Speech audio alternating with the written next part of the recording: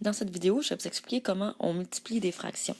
Donc, avant qu'on commence à faire ça, je vais juste faire un petit exemple. Donc, disons, je fais 1/2 fois 3/4. Mais ça ici, qu'est-ce que ça veut dire si je vais par dessin?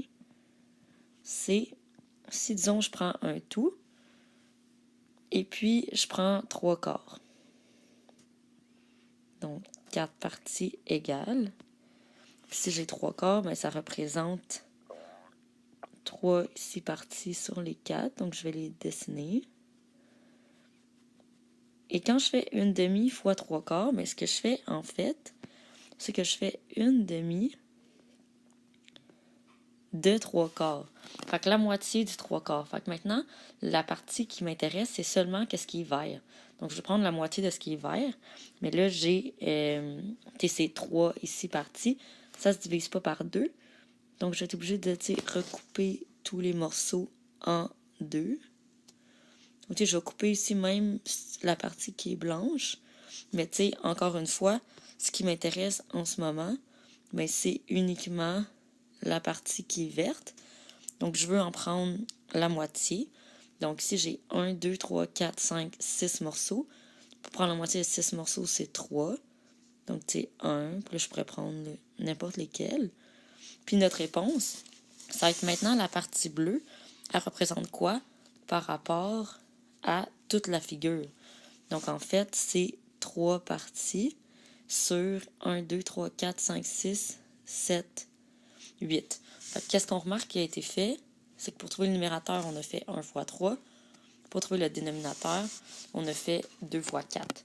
Donc, on pourrait faire un autre exemple en dessin et ça marcherait encore.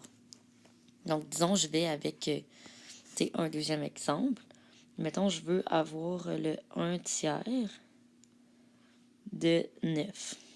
Mais tu sais, 9, comment je représente ça? Mais je pourrais faire l'équivalent, mettons, 9 entiers. Mettons, je fais 9 pizzas, là, elles sont pas très belles. Mais mettons, elles sont toutes pareilles. Essaye d'imaginer ça. Si je prends 1/3, le fois, encore une fois, c'est 2. Donc, 1/3 des 9 pizzas. Ben ça va représenter ici 3 pizzas. Donc, quand je fais le calcul, ben ça serait comme 1 fois 9. Donc, 9. Puis ici, 9 entiers, mais c'est comme si c'était sur 1. 9 parties de toutes ces 9 tout, dans le fond. Des pizzas séparées en un morceau, il y en a 9. Fait que ici, 9 sur 3. Puis quand je réduis ça, ben les deux se divisent par 3. Ça fait 3 sur 1. Mais vous allez voir que quand on multiplie, on peut simplifier avant. C'est ça qui va nous aider beaucoup.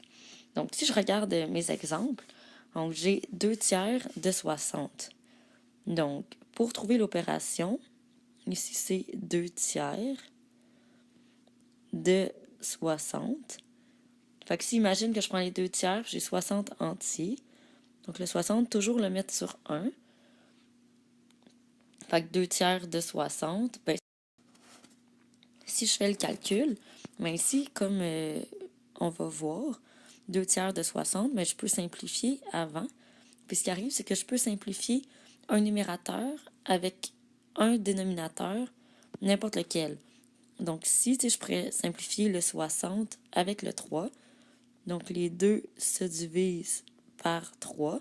Donc 60 divisé par 3, ça fait 20. 3 divisé par 3, ça fait 1. Donc ici, ça me donnerait comme réponse 40 sur 1, donc 40 entiers. Si je fais 4 cinquièmes de 100, même principe, 100 entiers, ici je le mets sur 1. Donc 4 cinquièmes de 100, je vais pouvoir simplifier. Puis là, je peux simplifier un numérateur avec un dénominateur, même s'ils ne sont pas dans la même fraction. Donc 5 divisé par 5, ça fait 1. 100 divisé par 5, ça fait 20. Donc 4 fois 20, 80. Donc les 4 cinquièmes de 100, c'est 80. Si j'en fais une, maintenant, les 3 septièmes de 14 neuvièmes. Là, encore une fois, je peux simplifier. Donc ici, je pourrais simplifier le 3 avec le 9. Donc ça se simplifie par 3. Et je pourrais simplifier le 14 avec le 7. Donc, ça se divise par 7. Donc, ma réponse, ça serait maintenant, le calcul que je vais faire, là, on ne voit pas très bien, il y a des petites barres. Mais il me reste 1 puis 1 fois 2 sur 3. Donc, ça me donne 2 tiers. Donc, on va s'écrire un peu comment on a fait. Si tu n'as pas tout suivi, là, on va se donner les étapes. Donc, premièrement, il faut que tu transformes ici les nombres fractionnaires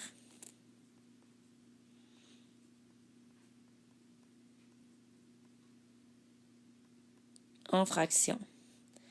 Donc, première des choses, les nombres fractionnaires aussi, mettons les pourcentages, nombres décimaux. Donc, tu transformes tout en fractions. Ensuite de ça, tu dois simplifier les numérateurs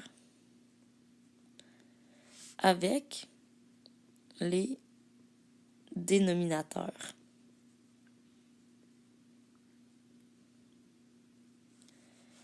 Ensuite, tu multiplies